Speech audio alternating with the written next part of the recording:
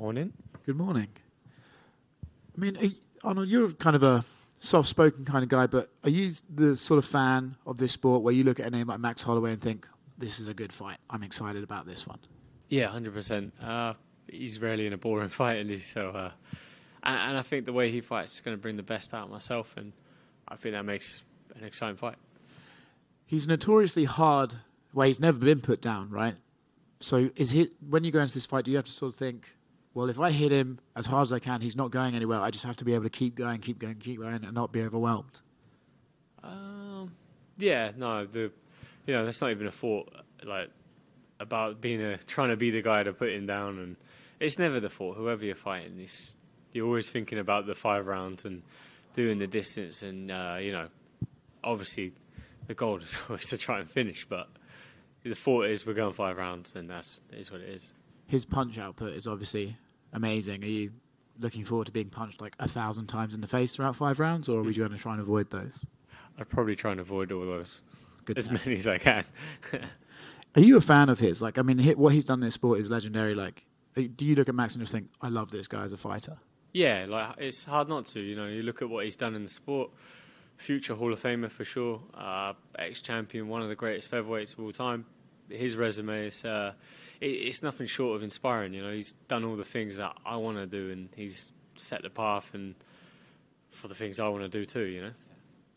It's an interesting one, right? Because of his relationship with the champion, but you would be a fresh contender. Mm-hmm. Where in a division where Alex is always saying he wants fresh contenders. Do you think this win on Saturday would put you in line for a title shot?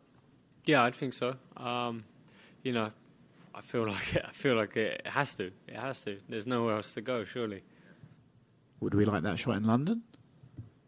I mean, if it's possible, that'd be pretty cool. Yeah. And last one for me, obviously, the stunning news that Meghan Markle will not be attending the coronation. I mean, how are you coping? Can you even focus on the fight this Saturday? I woke up this morning and I was just couldn't get out of bed. I was just tossing and turning, just trying to wrap my brains around it. And it's stunning. Yeah, and, but yeah, unfortunately, sometimes these things happen and you just have to get on with your day. And now we're here, I hope that you will send her a message with your post-fight speech on Saturday. Cheers. Not sure I can top that, but how much did you visualize fighting Max through the years? I mean, he was champion for 2 years while you were in the UFC. So was he? I mean, he was probably the guy you were looking at. So is this something you've envisioned quite a bit? Yeah, it's always whoever's the champion is the guy you want to fight, right? You want to be the best in the world. That's what you want to do. So whoever's at the top of the stack, that's what you want. And he's been at the top of the stack for a long time. So I've envisioned this fight. I asked for the fight. It's the first time I think I ever asked for anything, and I got it. So yeah. It's I visualized it a lot. Yeah, and I guess why did you want it? What did you like about it? Just everything he's done. Like I said before, he's done everything I want to do, and what better to put me in that position than to beat the guy that's done all those things, There's other fighters out there, but there's no more credible than Max.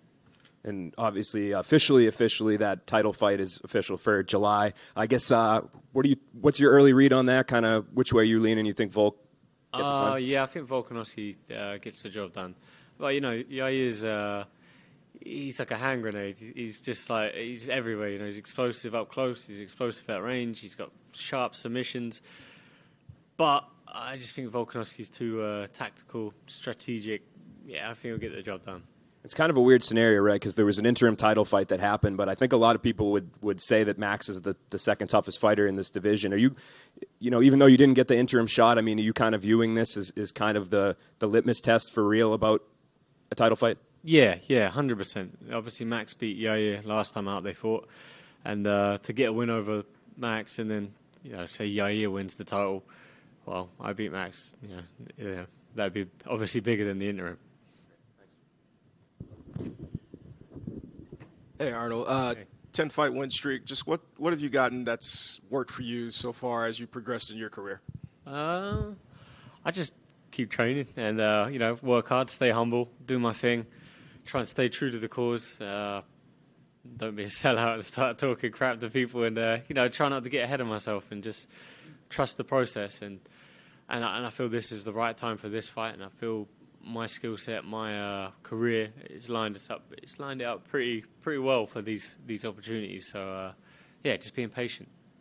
Can you kind of walk me through kind of your routine when you get ready for a fight like this? And this is one of your bigger fights of your career. So does your routine change any? No.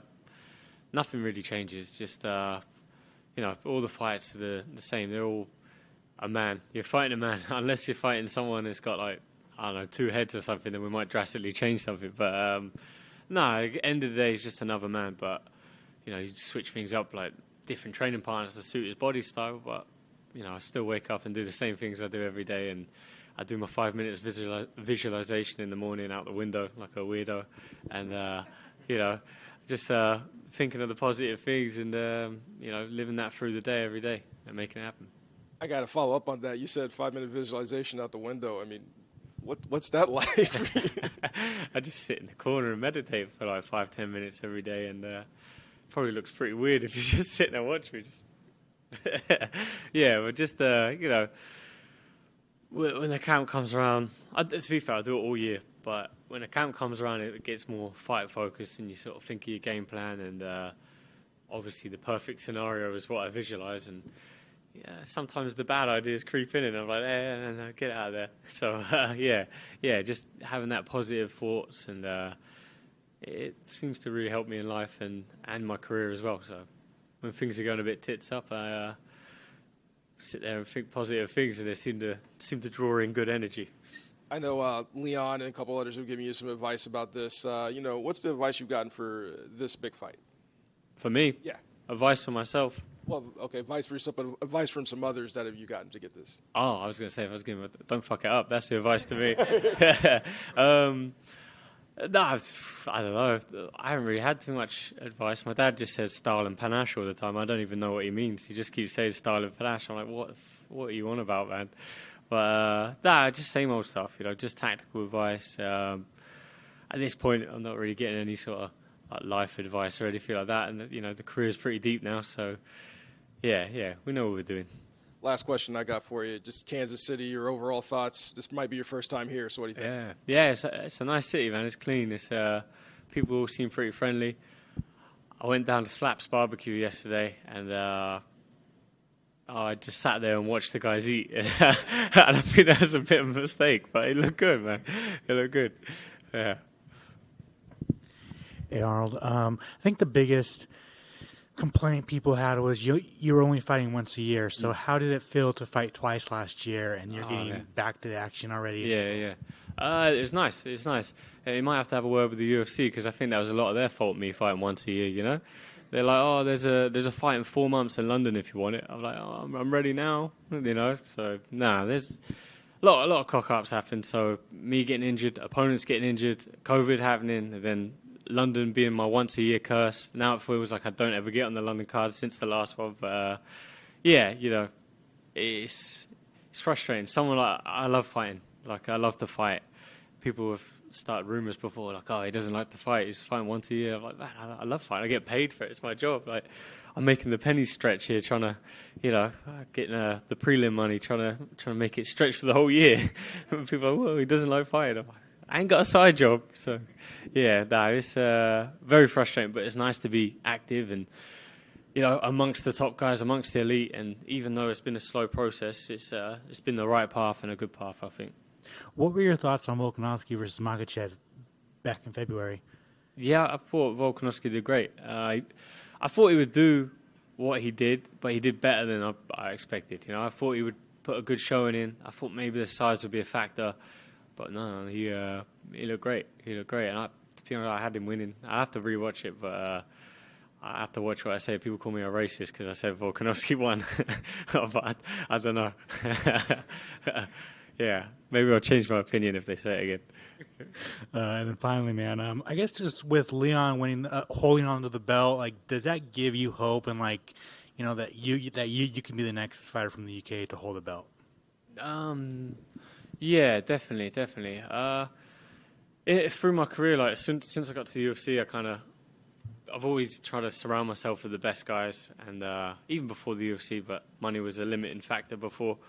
Then get to the UFC and then get some money. I'm like, all right, I'm going to go train with George St. Pierre trains, and to be in a camp with someone like him, like the greatest of all time for me, it brings you a level up. And then to be back in the UK training at Renegade guys like Leon Edwards, to see him realise his dream and to lift the belt, defend the belt.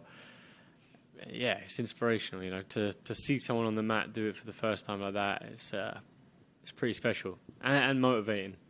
Awesome, thanks, man. I just have a couple more actually. You mentioned visualization. You saw Israel on Saturday. And, like, immediately the celebration and stuff like that. Like, when you see that, you go, okay, there's someone else who does this, and it does work. I don't know if you'll ever do something quite as dramatic as he did after the fight, but do you look at that visually? Oh, I can't even say it, I've got the stigma. But do you look at that and think, yeah, this is something that other fighters do, and I'm right to do it? What, like the bow and arrow, am I? No. Just, like, meditating, seeing. Nah, I've never really been one to think. I kind of like, when like everyone listens to a song. Yeah. In my head, I'm like, that song's now shit. Yeah.